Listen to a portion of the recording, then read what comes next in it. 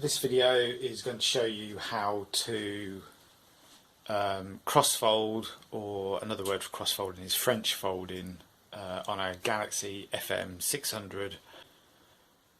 I'm going to fold these A4 sheets in half to A5 and then feed them back through the machine to then fold them to the final size, which is going to be A6.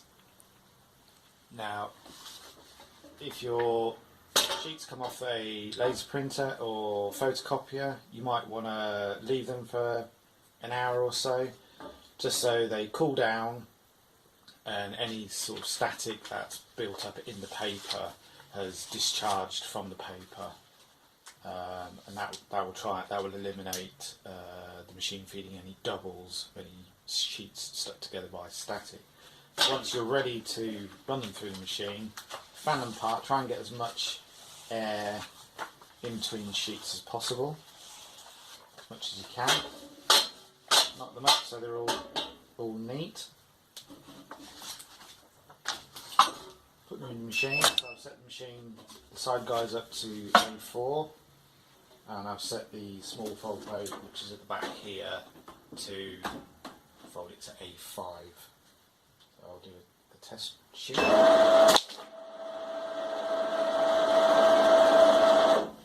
So with cross folding, your first fold, you want to get it as accurate as you possibly can, and you do that by, obviously, once you've set your fold plate to the right size, you use the small knurled silver knob there, which is like a micro adjustment, which moves the guides up and down ever so slightly, so you can get it as perfect as you possibly can.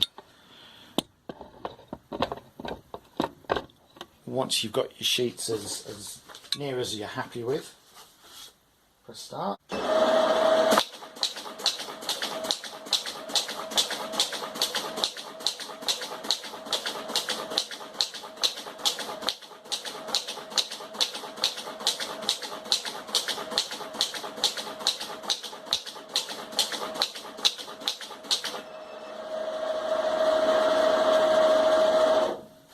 Okay, once we've folded those, now you'll see as they come out of the machine, you'll see that they're quite fanned apart. Obviously along this fold edge here you can see it's a lot bulkier than it is down at the bottom, and if you just put your sheets back into the folder, try and fold those back through the machine like that, that's when you're going to have your problems. What you need to try and do is make that as flat as you possibly can, just simply by squeezing along the folded edge. Quite a lot of pressure. You want your sheets to be as flat as you possibly can get them. So see how they're a lot flatter now. So the next stage is to set the guides for A5.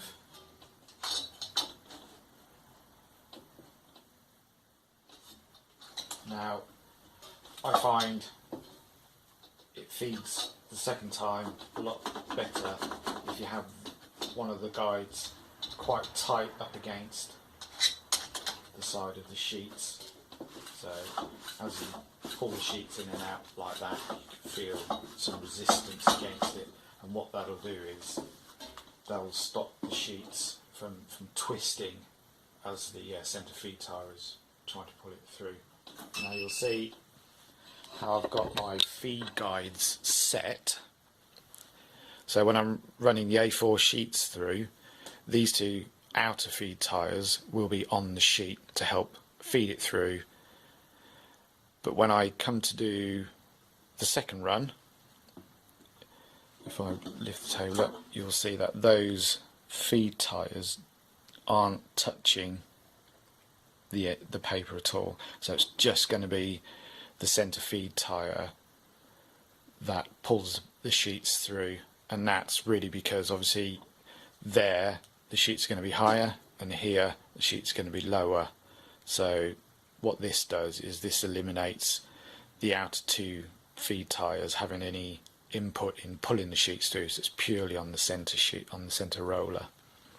So you'll also see that I've got a green separator pad there. You can get a white separator pad, which is meant for coated stocks, but what you'll find if you try using that with the second run, it probably worked quite well with the first run because it'll separate sheets quite nicely because it's got a bit more grip to the pad, but you'll find with the second run it's got too much grip to the pad and it will try and pull the sheets apart and it will try and separate the sheets, and you'll get sheets being chewed up all over the place as they're trying to be fed in.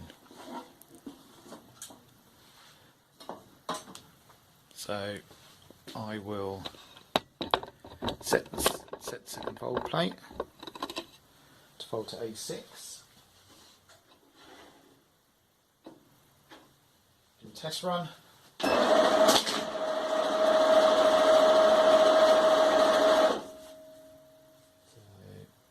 So it's a little bit off. So I'm going to use the micro adjuster on the back of the fold plate just to adjust that. Test one.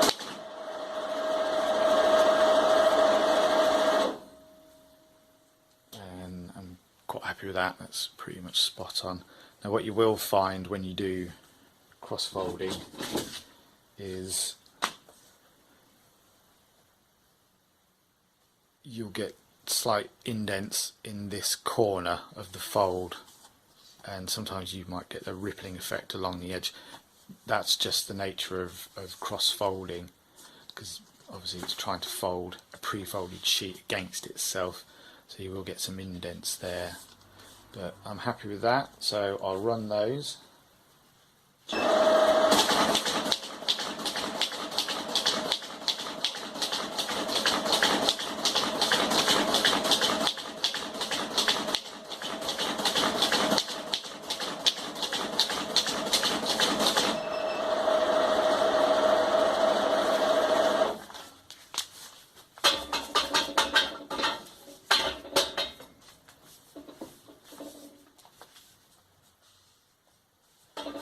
So you see it's run all those, folded them nicely. You will see, like I said, you'll get some of them with this indent in that corner.